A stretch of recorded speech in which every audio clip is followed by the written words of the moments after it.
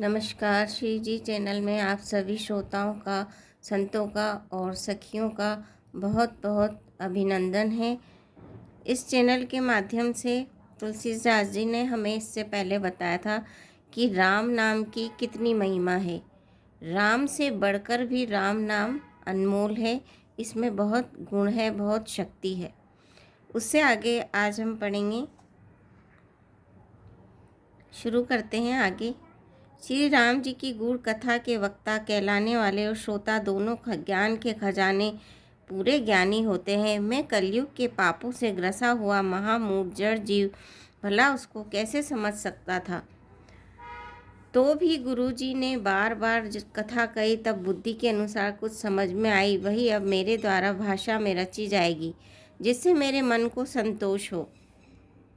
जैसा कुछ मुझ में बुद्धि और विवेक का बल है, मैं हृदय में हरि की प्रेरणा से उसी के अनुसार कहूँगा। मैं अपने संदेह, अज्ञान और भ्रम को हरने वाला कथा रचता हूँ, जो संसार रूपी नदी के पार करने के लिए नाव है। राम कथा पंडितों को विश्राम देने वाली, सब मनुष्यों को प्रसन्न करने वाली और कलयुग के पापों का नाश करने वाली है। राम कथा कल योगी रूपी सांप के लिए मोरनी है और विवेक रूपी अग्नि के प्रकट करने के लिए अरणि मंथन की जाने वाली लकड़ी है। अर्थात इस कथा से ज्ञान की प्राप्ति होती है। राम कथा कलयुग में सब मनोरथों को पूर्ण करने वाली कामधेनु गो है और सज्जनों के लिए सुंदर संजीवनी जड़ी है। पृथ्वी पर यही अमृत की नदी है, जन्म मरण रूपी भय का नाश करने वाली और भ्रम रूपी मेंढकों को खाने के लिए सर्पणी है। यह राम कथा असुरों की सेना के समान नरकों का नाश करने वाली और साधु रूप देवताओं के कुल का हित करने वाली पार्वती दुर्गा है। यह संत समाज रूपी क्षीर समुद्र के लिए लक्ष्मी जी के समान है और संपूर्ण विश्व का भार उठाने में अचल पृथ्वी के समान है। यमदूतों के मुख पर कालिख लगाने के लिए यह जगत में यमुना जी के समान है और जीवों को मुक्ति देने के लिए मानो काशी ही है। यह श्री राम जी को पवित्र तुलसी के समान प्रिय है और तुलसीदास जी के लिए तुलसी के समान हृदय से हित करने वाली है। यह राम कथा शिव जी को नर्मदा के समान प्यारी है और यह सब सिद्धियों की कथा सुख संपत्ति की राशि है। सद्गुण रूपी देवताओं के उत्पन्न और पालन पोषण करने के लिए माता अदिति के समान है। श्री रघुनाथ जी की भक्ति और प्रेम की परम सीमा है। तुलसीदास जी कहते हैं कि राम कथा मंदाकिनी नदी है, सुंदर चित्रकूट है और सुंदर स्नेही वन है, जिसमें श्री सीता राम जी विहार करते हैं। श्री रामचंद्र जी का चरित्र सुंदर चिंतामणि है और संतों की सुबुद्धि रूपी स्त्री का सुंदर श्रृंगार है। श्री रामचंद्र जी की गुण समूह जगत का कल्याण करने वाले और मुक्ति धन धर्म और परम धाम के देने वाले हैं। ज्ञान, वैराग्य और योग के लिए सद्गुरु हैं और संसार रूपी भयंकर रोग का नाश करने के लिए देवताओं के वेद के समान हैं। ये सीता राम जी के प्रेम के उत्पन्न करने के लिए माता पिता हैं और संपूर्ण व्रत धर्म और नियमों के बीज हैं। पाए पाप, संताप और शोक का नाश करने वाले तथा इस लोक और परलोक के प्रिय पालन करने वाले हैं। विचार रूपी राजा के शूरवीर मंत्री और लोक रूपी अपार समुद्र के सोखने के लिए अगस्त्य मुनि हैं। भक्तों के मनोरूपी वन में बसने वाले काम, क्रोध और कलयुग के पाप रूपी हाथियों के मारने के लिए सिंह के बच्चे हैं। शिवजी के पूज्य और प्रियतम अतिथि हैं और दरिद्रता रूपी दावानल के बुझाने के लिए कामना पूर्ण करने वाले मेघ हैं। विषय रूपी सांप का जहर उतारने के लिए मंत्र और महामणि है। ये ललाट पर लिखे हुए कठिनता से मिटने वाले बुरे लेखों को मिटा देने वाले हैं। अज्ञान रूपी अंधकार के हरण करने के लिए सूर्य किरणों के समान और सेवक रूपी धार के पालन करने में मेघ के समान है। मनोवांछित वस्तु देने में श्रेष्ठ कल्प वृक्ष के समान है और सेवा करने में हरिहर के समान सुलभ और सुख देने वाले हैं। सुख विरूपी शरद ऋतु के मन रूपी आकाश को सुशोभित करने के लिए तारागण के समान और श्री राम जी के भक्तों के तो जीवन धन ही है। संपूर्ण पुण्यों के फल महान भोगों के समान है। जगत का छल रहित हित करने में साधु संतों के समान है। सेवकों के मन रूपी मान सरोवर के लिए हंस के समान और पवित्र करने में गंगा जी की तरंग मालाओं के समान है। श्री राम जी के गुणों के समूह कुमार्ग, कुतर्क, कुचार और कलयुग के कपट, दंभ और पाखंड के जलाने के लिए वैसे ही है जैसे ईंधन के लिए प्रचंड अग्नि।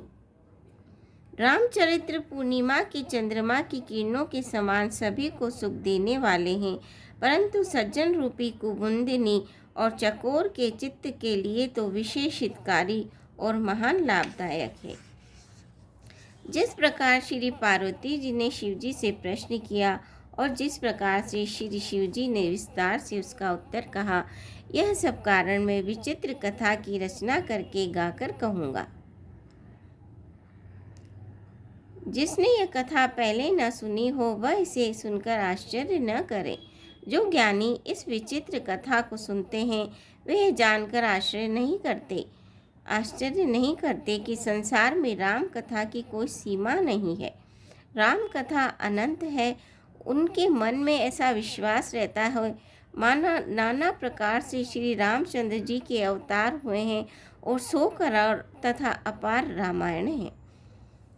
कल्प भेद के अनुसार श्री हरि के सुंदर चरित्रों को मुनीश्वरों ने अनेकों प्रकार से गाया है।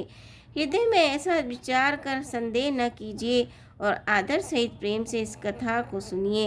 राम अनंत अनंत गुण अमित कथा विस्तार, सुनियाच रज न मानि हहि, जिनके विमल विचार, सियापति रामचंद्र की जय। कपि हनुमान की जय। मंगल भवनीय मंगलहारी, तब दशरथ अजर बिहारी, दीन दयाल विरध संभारी, रघुनाथ मम संकट भारी।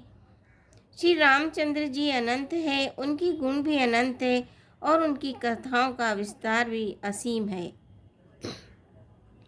अतएव जिनके विचार निर्मल है वे इस कथा को सुनकर आश्चर्य नहीं मानेंगे। इस प्रकार सब संदेहों को दूर करके और श्री गुरु जी के चरण कमलों की रज को सिर पर धारण करके मैं पुनः हाथ जोड़कर सबकी विनती करता हूँ, जिसकी कथा की रचना में कोई दोष स्पर्श न करने पावे। अब मैं आदरपूर्वक श्री शिव जी को सिर नवाकर श्री रामचंद्र जी के गुणों की निर्मल कथा कहता हूँ। श्री हरि के चरणों पर सिर रखकर संवत 1631 में इस कथा का प्रारंभ करता हूँ। चैत्र मास की 9वीं तिथि मंगलवार को श्री अयोध्या जी में ये चरित्र प्रकाशित हुआ। जिस दिन श्री रामचंद्र जी का जन्म होता है, वेद कहते हैं उस दिन सारे तीर्थ अयोध्या जी में चले आते हैं। असुर, नाग, पक्षी, मनुष्य, मुनि और देवता सब अयोध्या में आकर श्री रघुनाथ जी की सेवा करते हैं। बुद्धिमान लोग जन्म का महोत्सव मनाते हैं और श्री राम जी की सुंदर कीर्ति का गान करते हैं। सज्जनों के बहुत से समूह उस दिन श्री सरयू जी के पवित्र जल में स्नान करते हैं और हृदय में सुंदर श्याम शरीर श्री रघुनाथ जी का ध्यान करके उनके नाम का जप करते हैं। वेद पुराण कहते हैं कि श्री सरयू जी का दर्शन, स्पर्श, स्नान और जलपान पापों को हरता है। यह नदी बड़ी ही पवित्र है। इसकी महिमा भी अनंत है, जिसे विमल बुद्धि वाली सरस्वती जी भी नहीं कह सकती। ये शोभायमान अयोध्यापुरी श्री रामचंद्र जी के परम धाम की देने वाली है। सब लोकों में प्रसिद्ध है और अत्यंत पवित्र है। जगत में अंडज, स्वदेश, उपद्विज और जरायुज 4 खानी प्रकार है। अनंत जीव है। इनमें से जो कोई भी अयोध्या जी में शरीर छोड़ते हैं वे फिर संसार में नहीं आते, जन्म मृत्यु के चक्कर से छूटकर भगवान के परम धाम में निवास करते हैं। इस अयोध्यापुरी को सब प्रकार से मनोहर, सब सिद्धियों की देने वाली और कल्याण की खान समझकर मैंने इस निर्मल कथा का आरंभ किया, जिसके सुनने से काम, मद और दंभ नष्ट हो जाते हैं। इसका नाम रामचरितमानस है, जिसके कानों में सुनते ही शांति मिलती है। मन रूपी हाथी विषय रूपी दावानल में जल रहा है, वह यदि इस रामचरितमानस रूपी सरोवर में आ पड़े तो सुखी हो जाए। यह रामचरितमानस मुनियों का प्रिय है। इस सुहावने और पवित्र मानस की शिव जी ने रचना की। यह तीनों प्रकार के दोषों, दुखों और दरिद्रा को तथा कलयुग के कुचालों और सब पापों का नाश करने वाला है। श्री महादेव जी ने इसको रचकर अपने मन में रखा था और सुअवसर पाकर पार्वती जी से कहा। इसी से शिव जी ने इसको अपने हृदय में देखकर और प्रसन्न होकर इसका सुंदर रामचरितमानस नाम रख दिया, अर्थात इसका नाम महादेव के द्वारा किया गया है। मैं उसी सुख देने वाली सुहावनी राम कथा को कहता हूँ। हे सज्जनों, आदरपूर्वक मन लगाकर इसे सुनिए। श्री तुलसीदास जी ने इसे सुनाया था और अब श्रोताओं मैं आपको सुना रही हूँ। आप मेरा सुनने का प्रयास कीजिएगा। यह रामचरितमानस जैसा है, जिस प्रकार बना है और जिस हेतु से जगत में इसका प्रचार हुआ, अब वही सब कथा में श्री उमा महेश्वर का स्मरण करके कहता हूँ। श्री शिव जी की कृपा से उसके हृदय में सुंदर बुद्धि का विकास हुआ, जिससे ये तुलसीदास श्री रामचरितमानस कवि हुआ। अपनी बुद्धि के अनुसार तो वैसे मनोहर ही बनाता है, किंतु फिर भी है सज्जनों, सुंदर चित्त से सुनकर इसे आप सुधार लीजिए। सुंदर बुद्धि भूमि है, हृदय ही उसमें गहरा स्थान है। वेद पुराण समुद्र है और साधु संत मेघ है। वे साधु रूपी मेघ श्री राम जी के सुयश रूपी सुंदर, मधुर, मनोहर और मंगलकारी जल की वर्षा करते हैं। सगुण लीला का जो विस्तारों से वर्णन करते हैं, वही राम सुयश रूपी जल की निर्मलता है, जो मल का नाश करती है। और जिस प्रेमा भक्ति का वर्णन नहीं किया जा सकता, वही इस जल की मधुरता और सुंदर शीतलता है। वह राम सुयश रूपी जल सत्कर्म रूपी धान के लिए हितकर है और श्री राम जी के भक्तों का तो जीवन ही है। वह पवित्र जल बुद्धि रूपी पृथ्वी पर गिरा और सिमट कर सुहावने काम रूपी मार्ग से चला और मानस हृदय रूपी शेष स्थानों में भरकर वहीं स्थिर हो गया। यही पुराना होकर सुंदर, रुचिकर, शीतल और सुखदायी हो गया।